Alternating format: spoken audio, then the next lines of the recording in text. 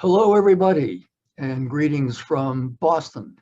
Very sorry I could not join you in Naples, one of my favorite cities, for this conference. I wish you all the best of luck. Uh, it's been a long time since we've seen each other, since we've been able to meet due to the pandemic. I think the last time I saw Aristida was riding a camel over near the Dead Sea in Israel. So I just hope that the future will allow us to get together more frequently and enjoy our company. I'd like to make a few introductory comments today, mostly having to do, some of them having to do with the pandemic that we've all suffered. This is turning out to be a real challenge for mental health professionals in the States and in other areas of the world, perhaps in Italy as well. We're talking about a second pandemic. And that second pandemic is mental health burden or behavioral health. In fact, I'd just like to show you a few slides that are illustrating what we are going to be facing in the years to come. First of all,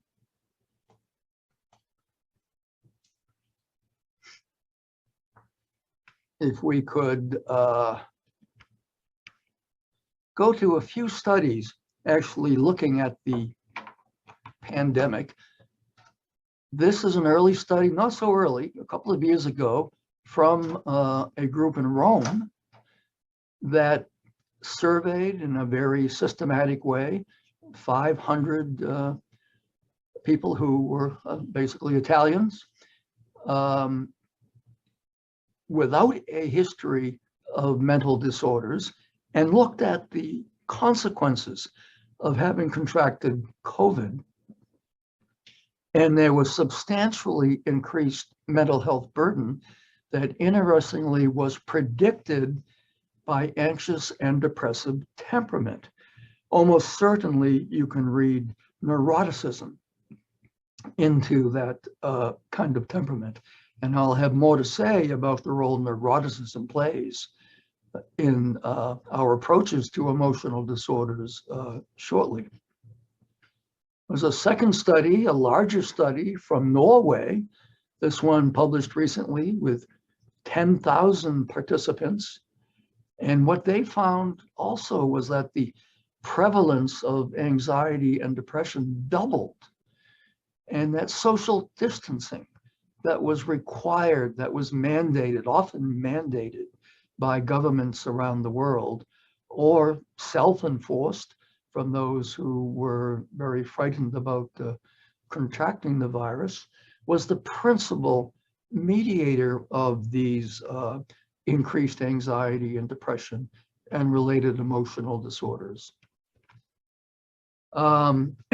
We have also found in a paper that we just completed writing that, first of all, we reviewed the fact that this emotional distress that seems to follow COVID endures. It lasts well beyond the remission of the physical symptoms of COVID. And furthermore, once again, the social distancing seemed to be the major culprit, seemed to be the major contributing factor to these ongoing difficulties. But that the effects of the social distancing, once again, seem to be mediated by the temperament of neuroticism. So keep neuroticism in mind. I'll just say a few things now about emotional disorders in terms of updates to our own work. First of all, we're all familiar with the large number of anxiety and depressive and related disorders in the DSM system or in the ICD system of classification or diagnosis. But what we've been working on for the past decade or so is, can we go beyond these diagnostic categories to a transdiagnostic and more dimensional mechanistic approach to considering conceptualizing these disorders that might lead us to a more targeted treatment. Many of you are familiar with some of this work.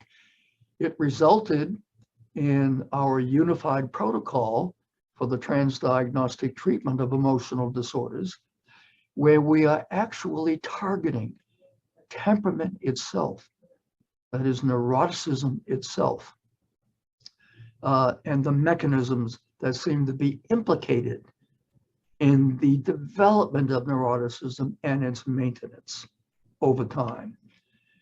This protocol now has produced quite a large number of studies, and they are reviewed in 3 very fine meta-analytic reports.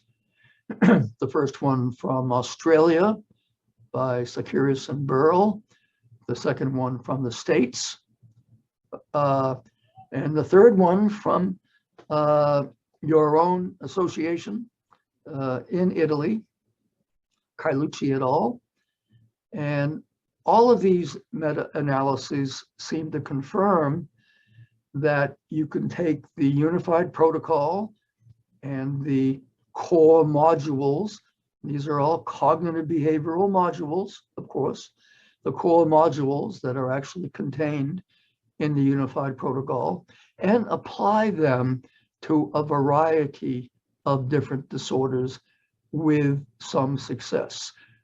That does not mean, as you well know, that we have the magic bullet for all of these disorders, far from it, but it does seem to enable a more efficient approach to the varieties of different disorders and the comorbid status of these disorders that we so often encounter in our clinical practice.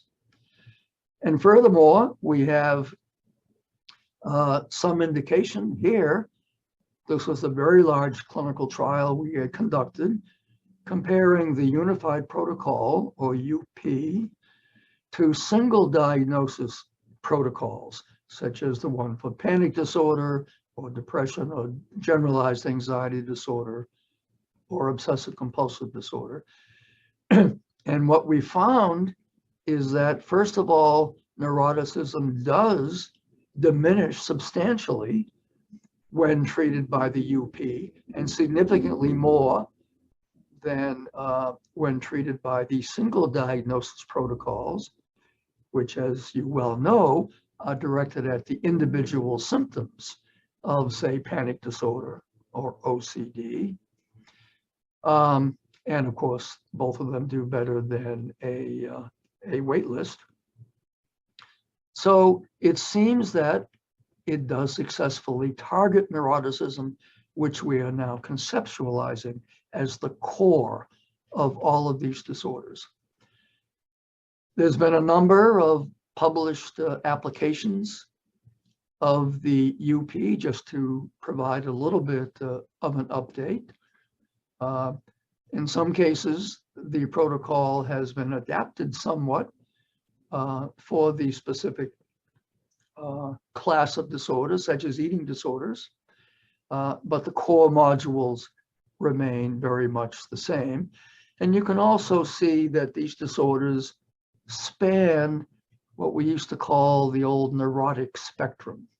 So it was all non-psychotic disorders with some kind of emotion dysregulation at the core of the disorders. Much of this work is contained in a book that just came out. My publishers would be very upset if I didn't draw your attention to this. But let me just say that we're continuing to work on this. We have some exciting kind of applications and research in progress. We're very much gratified by our colleagues around the world, including our good colleagues in your association, at your meeting this week who are looking into some of these approaches as possibly useful in your own work. And once again, I wish you absolutely the best for a productive and a fun conference, and I wish I could be there. Arrivederci.